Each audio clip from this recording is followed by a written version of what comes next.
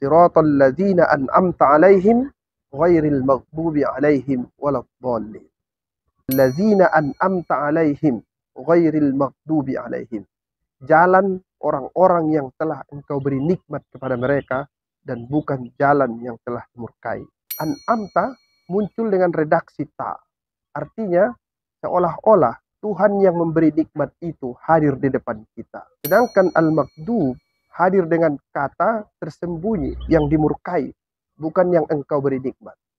Ini memberikan kesan kepada pakar-pakar tafsir bahwa nikmat yang merupakan hal yang positif harus disandarkan kepada Tuhan.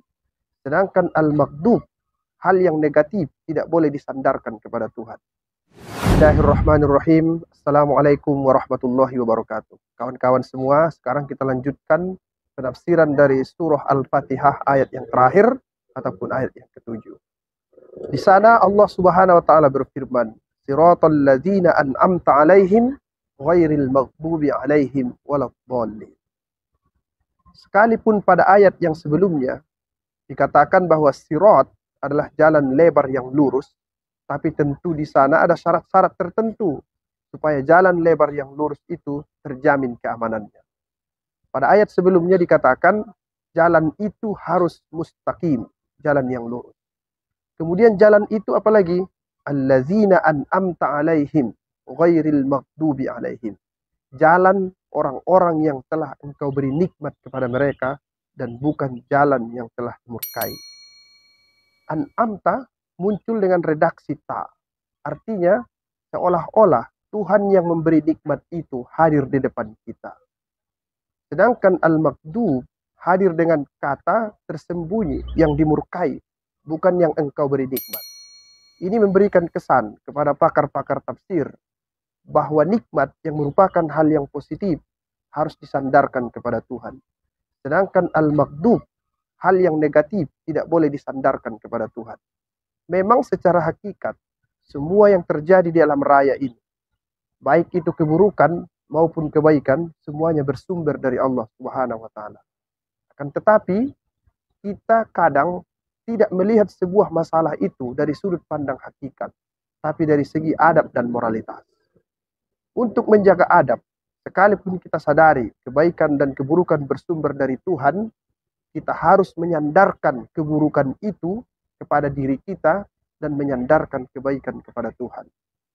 Itu sebabnya dulu juga ditemukan dalam riwayat-riwayat bahwa pernah suatu ketika Nabi Musa alaihissalam berguru kepada yang konon bernama Khidir. Di sana juga ditemukan ungkapan-ungkapan Al-Quran yang mengatakan bahwa keburukan-keburukan disandarkan oleh Nabi Musa, Nabi Khidir kepada dirinya dan kebaikan bersumber dari Tuhan.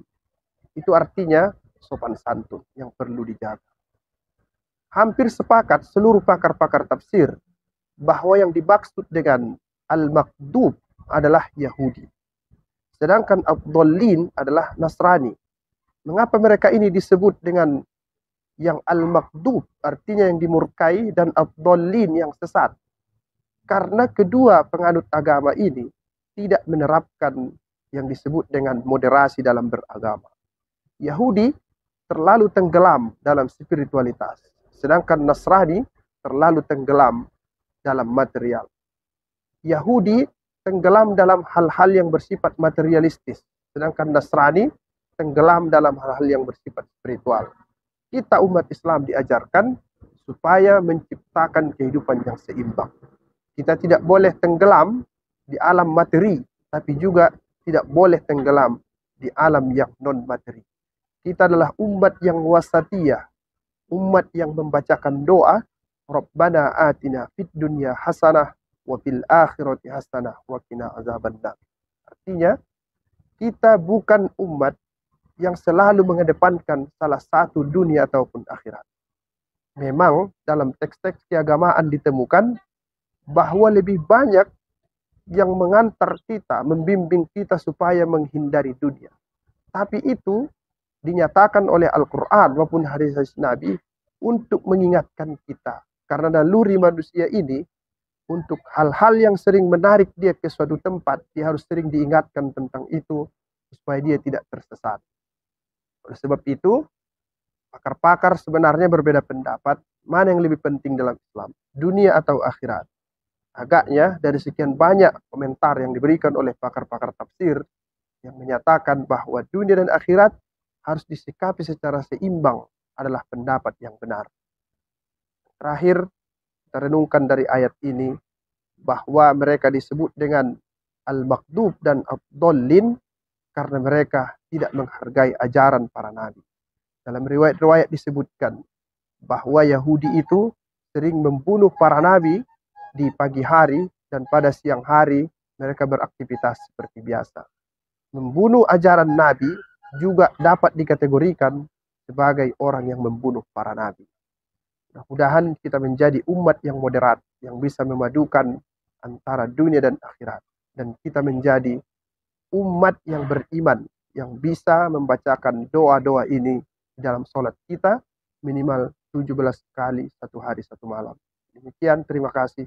Assalamualaikum warahmatullahi wabarakatuh.